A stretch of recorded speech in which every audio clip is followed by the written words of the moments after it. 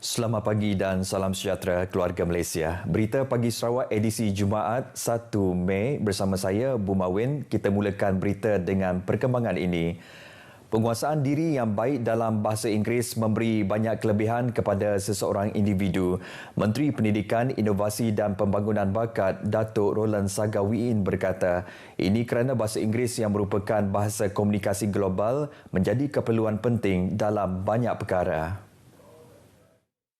Ini termasuk dari sudut pendidikan, pelancongan, persidangan termasya di peringkat antarabangsa. Jelasnya lagi, ia sekaligus menjadikan individu yang mahir dalam bahasa berkenaan akan lebih mudah berurusan atau berkomunikasi jika berada di luar negara, memandangkan bahasa Inggeris sering menjadi bahasa pilihan. Justru beliau menegaskan bahasa Inggeris merupakan bahasa yang sangat berharga untuk dipelajari. Datuk Roland berkata demikian pada majlis penutupan program pemerkasaan bahasa Inggeris yang dinamakan Highly Immersive Program HIP di Serian semalam.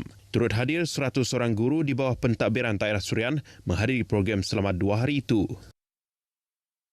Saudara, kami memohon maaf di atas kesilapan tarikh sebentar tadi. Hari ini adalah 13 Mei. Baik, kita ke berita seterusnya. Pelaksanaan gaji minimum dilihat mampu menarik minat pekerja tempatan di negeri ini untuk bekerja dalam sektor pembinaan dan peladangan. Pengarah Jabatan Tenaga Kerja Sarawak, Awang Raduan Awang Omar berkata, langkah ini secara tidak langsung membantu mengurangkan kebergantungan pada pekerja asing yang sebelum ini memonopoli pekerjaan dalam kedua-dua sektor tersebut. Bercakap ketika dihubungi RTM, Awang Raduan Awang Omar berkata, pelaksanaan ini juga mampu menarik minat pekerja tempatan bekerja dengan majikan tempatan dalam menyelesaikan isu kekurangan tenaga kerja yang dihadapi majikan di negeri ini dalam jangka masa pendek. Tambahnya lagi, penempatan gaji minimum itu sedikit sebanyak akan meningkatkan kuasa beli pengguna, terutamanya kepada perniagaan kecil dan sederhana yang terjejas akibat COVID-19 sekaligus operasi syarikat akan berjalan dengan lancar dan produktiviti juga meningkat. Awang Raduan memberitahu beliau optimis dengan pelaksanaan ini dan majikan juga secara tidak langsung berpeluang untuk menghargai pekerja sedia ada. Tokong Limbang Buddhist Society kini menjadi salah satu daripada 17 destinasi pelancongan yang dilihat berpotensi besar dijadikan sebagai produk pelancongan utama di Limbang. Timbalan Menteri Pemodenan Pertanian dan Pembangunan Wilayah, Datuk Dr. Abdul Rahman Ismail, mahu kawasan tersebut dimajukan dan dipopularkan sebagai destinasi wajib dikunjungi bagi pelancong luar ke daerah itu. Kuil Buddhis di Limbang yang terletak di kawasan Bukit Mas. Bukit Mas, tanah seluas 2 ekar lebih, 2 ekar. Dan pada tahun lepas, tempat ini dikunjungi oleh Datuk Seri Nancy Sukri, Menteri Pelancongan dan Kebudayaan Malaysia, dan beliau telah pun bersetuju ianya dimasukkan antara tempat pelancongan yang ada di daerah Limbang. Menurutnya, program pembangunan pelancongan itu di bawah kelolaan Majlis Daerah Limbang dengan kerjasama Kementerian Pelancongan, Seni dan Budaya (MOTAK). Beliau menyatakan demikian kepada media selepas merasmikan Tourism Spot Limbang Buddhist Society di Limbang. Seni lukisan mural mampu menghidupkan semula sesebuah lokasi daripada pudar dan suram kepada keadaan yang lebih ceria dan berwarna-warni. Timbalan Menteri Perumahan Kerajaan Tempatan dan Kesihatan Awam, Michael Tiang Ming Ti berkata, lukisan mural juga boleh mentransformasikan bangunan dan dinding-dinding lama tanpa perlu merobohkan sesuatu bangunan tersebut. Michael Tiang Ming Ti turut berkata, ia berbeza dengan lukisan grafiti yang kadang-kadang melibatkan motif dan ayat-ayat kurang sopan, namun lukisan mural pula boleh menjatikan lagi dinding-dinding yang lama. Di Sibu katanya banyak bangunan lama terutama di pusat bandar yang berpotensi untuk dijadikan kanvas kosong untuk artis-artis mural tempatan menunjukkan kemahiran dan kreativiti mereka. It will give us a new look and also bring up messages to inspire people walking past. Don't look at it. I think this is a very meaningful way of beautifying our town. Beliau ditemui media selepas merasmikan upacara pendedahan rasmi sebuah mural 3D di stesen Shell di Jalan Tunku Abdul Rahman, Sibu. Beliau turut memuji usaha syarikat Sri Minyak kerana tampil memberikan peluang kepada pelukis mural tempatan untuk berkarya di stesen minyak mereka. Katanya lebih banyak syarikat-syarikat swasta perlu mengikut jejak langkah syarikat itu untuk tampil memberikan wajah baru kepada bangunan-bangunan lama di Sibu sebagai satu langkah menceriakan semula sesuatu bangunan tersebut. Selain itu, beliau juga berharap pihak Majlis Daerah Luar Bandar Sibu dapat melaksanakan inisiatif sama di kawasan-kawasan seperti di Selangau. Jelasnya lagi, matlamat utama mural itu dibuat adalah sebagai satu tarikan orang ramai di samping mempromosikan kecantikan dan keunikan budaya Sarawak kepada pelancong tempatan dan antarabangsa. Universiti Malaysia Sarawak UNIMAS menandatangani memorandum persefahaman bersama Republik Persekutuan Somalia ke arah mewujudkan kerjasama dalam pelbagai aktiviti membangunkan sektor utiliti air dan tenaga Republik berkenaan.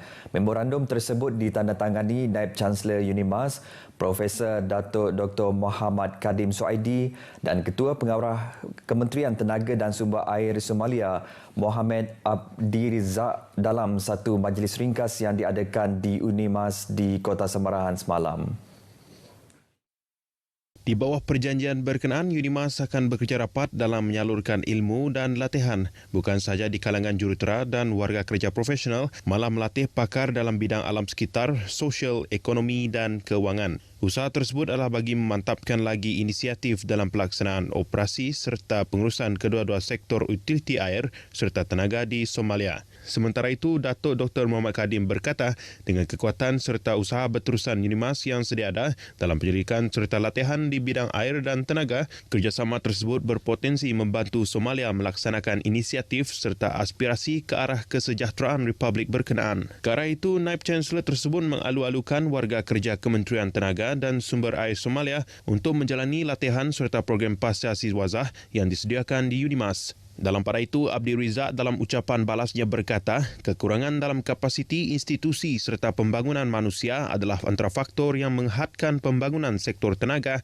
dan air di Republik itu termasuk dari aspek kecekapan operasi dan memanfaatkan sumber sedia ada dengan berkesan. Sungguhan itu, katanya, memorandum persefahaman berkenaan amat penting bagi Somalia ke arah menangani jurang kapasiti dengan memantapkan lagi keperluan kemahiran kementerian berkenaan melalui program yang disediakan UNIMAS. Pecah rumah di daerah Kota Semarahan telah menunjukkan tren penurunan dalam jangka masa 4 bulan pertama pada tahun ini, terutamanya pada musim perayaan. Menurut Ketua Polis Daerah Kota Semarahan, DSP Sudirman Kram, hanya 18 kes pecah rumah telah dilaporkan sejak Januari hingga April lepas berbanding dengan 27 kes yang direkodkan pada tahun 2021. Jelas beliau, pada musim perayaan Hari Raya 2022, pihaknya telah menerima sebanyak 60 makluman rumah kosong melalui sistem Volunteer Smartphone Patrol VSP dan rondaan pemantauan cegah jenayah pecah rumah telah berjaya dilaksanakan tanpa sebarang kes pecah rumah. Sepanjang tempoh perayaan ini sehingga ke hari ini, sebanyak 60 buah rumah ini telah dilawati secara konsisten oleh unit-unit kita yang telah dikhaskan untuk membuat rondaan, dan setakat ini tiada sebarang kes pecah rumah yang berlaku .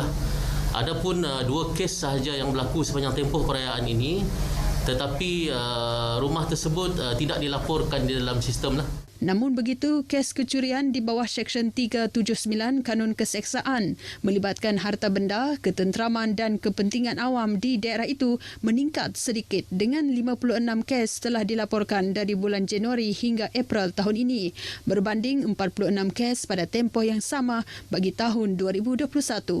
Justru pihaknya terus komited untuk mengukuhkan kerjasama polis dan masyarakat setempat khususnya di Kota Semarahan yang dapat membantu dalam usaha bersama mencegah serta membanteras aktiviti jenayah di daerah tersebut. Beliau berkata demikian dalam satu sidang media selepas menyempurnakan program kepolisan komuniti Meet and Greet bersama PDRM dan Fale Kota Semarahan yang berlangsung di perkarangan Pasaraya Fale Kota Semarahan petang semalam, bertujuan untuk mendekati masyarakat selain mendapat maklum balas penduduk setempat dalam usaha mencegah jenayah. Sebanyak RM39,000 ditawarkan oleh Pertubuhan Belia Kebangsaan Bersatu Sarawak seberkas kepada pemenang pertandingan mencipta logo dan video pendek sempena sambutan Jubli Emas Seberkas ke-50. Menurut Timbalan Presiden Seberkas, Datuk Dr. Abdul Rahman Junaidi, pertandingan bagi mencipta logo akan bermula pada 12 Mei hingga 30 Jun, manakala bagi video pendek pula pada 30 Julai dengan bertemakan sambutan Jubli Emas Seberkas. Bagi Johan untuk pertandingan mencipta logo, pemenang akan menerima RM5,000 serta sijil penyertaan, manakala RM10,000 serta sijil penyertaan bagi pemenang mencipta video pendek. Jelasnya, pelbagai program dan pencapaian Seberkas sepanjang usia penubuhan ini melibatkan pelbagai generasi belia dan masyarakat di Sarawak. Jadi untuk memastikan bahawa Seberkas sentiasa relevan di kalangan masyarakat, terutamanya untuk rakyat Sarawak, maka Majlis Tertinggi telah pun mengambil inisiatif untuk menjadikan sambutan Jubli Emas ini sebagai satu sambutan yang akan kita secara besar-besaran untuk memberi impak kepada masyarakat. Beliau berkata demikian pada sidang media pertandingan mencipta logo dan video pendek sambutan Jubli Emas Seberkas ke-50 di Wisma Seberkas Kuching.